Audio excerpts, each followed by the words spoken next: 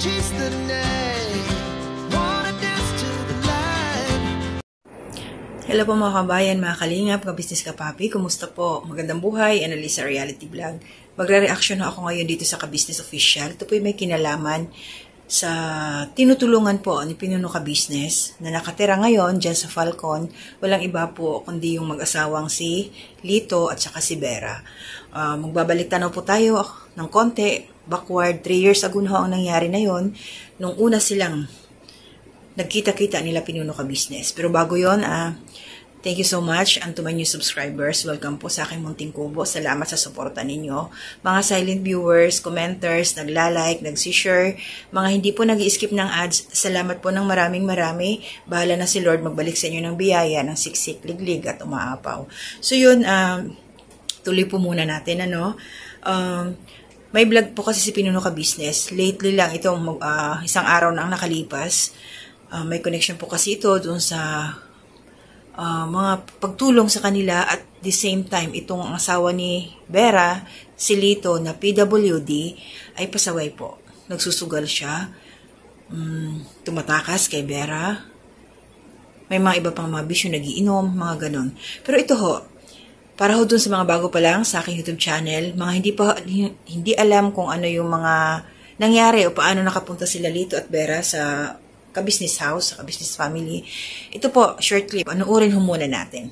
Hello, kumusta? Ay, anong nangyari sa'yo? Ikaw ba yun? Ha? Inborn. Inborn? Opo. Oh, bakit? Ba't ka umiiyak? Ha? Ano? Kumusta kayo? Opo. Ayos lang po. Bakit ka umiiyak? Asawa mo siya? Mag-asawa kayo? Naglakas loob po kaming lumuwas. Panghihingi ng konting tulong talaga po, lalo po kaming nakalukan.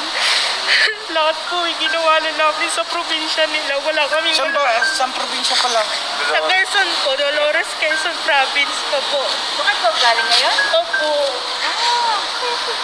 Puti nga po yung mga kaibigan namin, nagpatak-patak kahit mga pambayad ng kuryente, may pamasahe lang po. Kasi talagang wala na po, wala kaming makain, pinapalayas na sa bahay. Bakit po kayo pinapalayas? Masakit po kasi ako ng kulang-kulang 3 buwan, nawalan po ako ng trabaho. Siya po halos mamalimos na po ng pagkain lang namin. Okay mga ka-business, yun po dumating sila Vera galing Quezon. Doon sila dumiretso sa barangay nila Pinuno Ka-Business para sigurado at sinundo ito doon. At narinig ho natin yung sinabi nila na dahil walang trabaho si Vera doon sa probinsya nila Lito, pinalayas na sila daw. Ayun sa kanya. At si Lito namamalimos na lang daw para may makain sila. Kaya lumapit kay Pinuno Ka-Business, kila Mrs. Ka-Business para matulungan. At for 3 years ago, 3 years hanggang ngayon, andyan pa rin sila. Marami na hong naitulong ang ka-business official. Nagkaroon sila ng tindahan noon pero nagkasakit si Vera, bankrupt. Ano yun sagana yung tindahan nila noon inupahan ng bahay. So, ayun, babalik-balik sa ka-business, inuwi ng probinsya nila Vera. Tapos nakita nila Pinuno na namamasura. Si Vera, kinuha, ayan ngayon. So, ito na. Kung ako kay Ate Vera, isurrender niya si Lito. Surrender niya. Balik niya doon sa sa pamilya niya, ni Lito. Kasi sakit sa ulo Ako po nagre-reaction lang patungkol dito kasi babae tayo Yung Vera, alamin mo ang kahalagahan ng buhay mo bilang isang babae. Yes, kasal kayo ni Lito, mag-asawa kayo. Ito po yung opinion ko lang, no? Kung ang ibinibigay sa'yo ng iyong asawa, sakit na sa puso mo, sa ulo mo, na-stress ka, walang ambag sa buhay mo, ikaw ang naghahanap buhay, Vera, bitawan mo. Kahit kasal pa kayo. Pasensya na talaga. Maging practical ho tayo. Know your worth, Vera.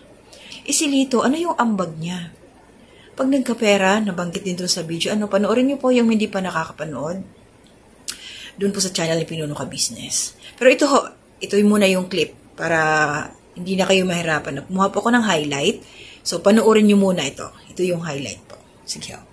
Naniniwala sa sinasabi ko? Ha? Naniniwala naman. Bakit di mo? Ba't sinusuway mo?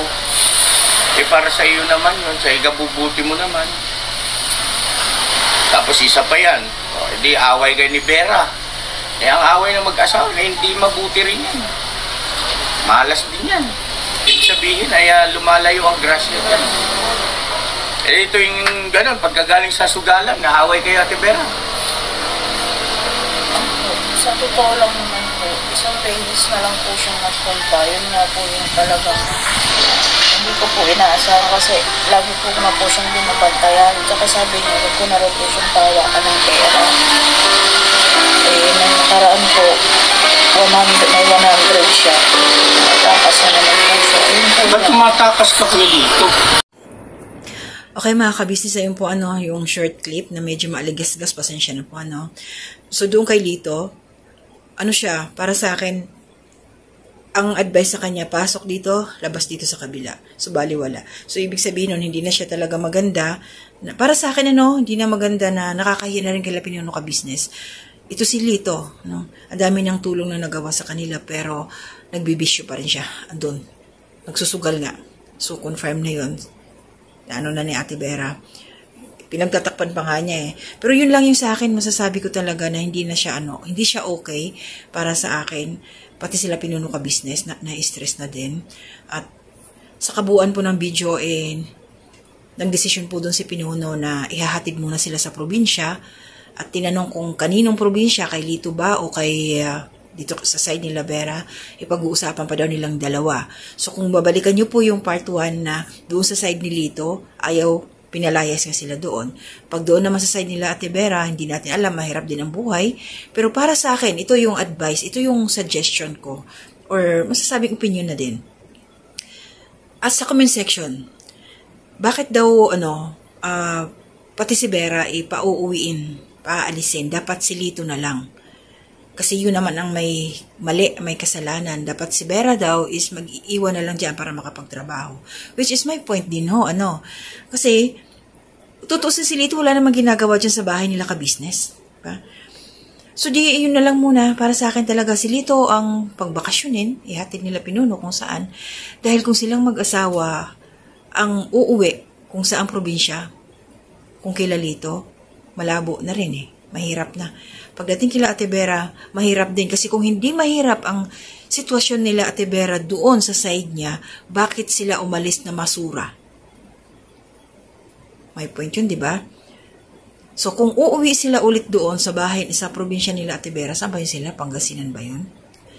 Kung uuwi ulit, Pangasinan ba? Pampanga. Pasensya na nakalimutan ko. So, wala. Ganun pa rin ang sitwasyon nila. Nasayang yung 3 years na itinulong nila Pinuno ka business ngayon. Pero sa bagay, may take away sila, may YouTube channel na. Pag-igihan na lang. Pero mahihirapan din. Kasi kung walang trabaho si Ate Vera, doon lang sa bahay nila kung saan sila mag-stay sa probinsya, hindi rin siya makakapag-vlog dahil ang load. Isa yun na magiging Hindi ko naman siya sa minamaliit, pero maging makatotohanan na lang tayo. Ang hirap ng load kung wala kang trabaho. Sa probinsya, pag meron kang pera, mas ipaprioritize mo yung makabili ka ng bigas, di baling walang ulam. So, ano yung trabaho ni Ate Vera sa probinsya, di ba? Wala. Mamamasura silang dalawa. So, yun. Para sa akin talaga, eliminate. Si Lito, doon muna mag-stay kung saan ihahati nila Pinuno para si Ate Vera, makagalaw, makapagtrabaho. Sayang ang kanyang trabaho dyan kila Mrs. Ka-Business. Sayang din yung kahit paminsan-minsan nakakapag-vlog siya. Then pag umuwi ng probinsya, mapapabayaan ng YouTube channel. Uunahin siyempre yung pangkain Unahin yung pang-ulam, ba't ka pa maglo-load, di ba? Hindi sila makakapag-vlog. Kaya, Ate Vera, isip-isip, magtrabaho ka. Ang hirap ng buhay. Kung noon, ang hirap pa, mas lalo ngayon, mas mahirap. Hindi pwedeng walang trabaho. Kailangan talaga. Sayang ang pwesto mo kila Mrs. Ka-Business. Nabanggit ni Pinuno, nagbibigay pa si Mrs. Ka-Business sa'yo, plus yung kahit pa paano, sa YouTube channel mo, may revenue. Si Lito, pag nasa probinsya yan, mababawasan yung sakit mo sa ulo. For humanitarian reason, Ate Vera, pwede mo siyang bigyan na lang. Pero huwag mo isurrender lahat ng sweldo mo. Wala siyang doon. Wala naman kayong anak na binubuhay doon. Bigyan mo lang si Lito. Tulong mo sa kanya. Yung mga ganon. Kesa dyan, pati sila pinuno ka business na stress. Sakit sa ulo. Kung ako yon, limbawa, ganyan yung asawa ko sa ni Lito, ay nako, hindi ka naabutin ng 24 hours. Hiwalay na tayo. Pero iwan ko kay Ate Vera, bakit, hindi naman masama, Ate Vera, na piliin mo muna yung, sarili mo. Piliin mo yung sarili mo, mahalin mo yung sarili mo. Sarili mo yan eh. Mahalin mo. Hindi masamang magtumulong dyan kay Lito, asawa mo. Pero, unahin mo yung sarili mo. Grabe, diba? Pasensya na kayo, mga kababayan, mga kalingap, mga kabisnes kapapi. So, hanggang dito na muna ako. Please support po natin. Kuya Bal Santos Matubang, Ate Edna Vlogs, Kalingap Rab, Chakta PM Matubang, mga karepa reactors na kasamahan ko, Kalingap Partners.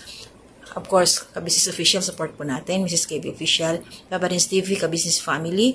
Mga kasamahan ko rin pong reactors dito sa Kabisnes Official. Support po natin. And also, yung mga kagwangs na rin.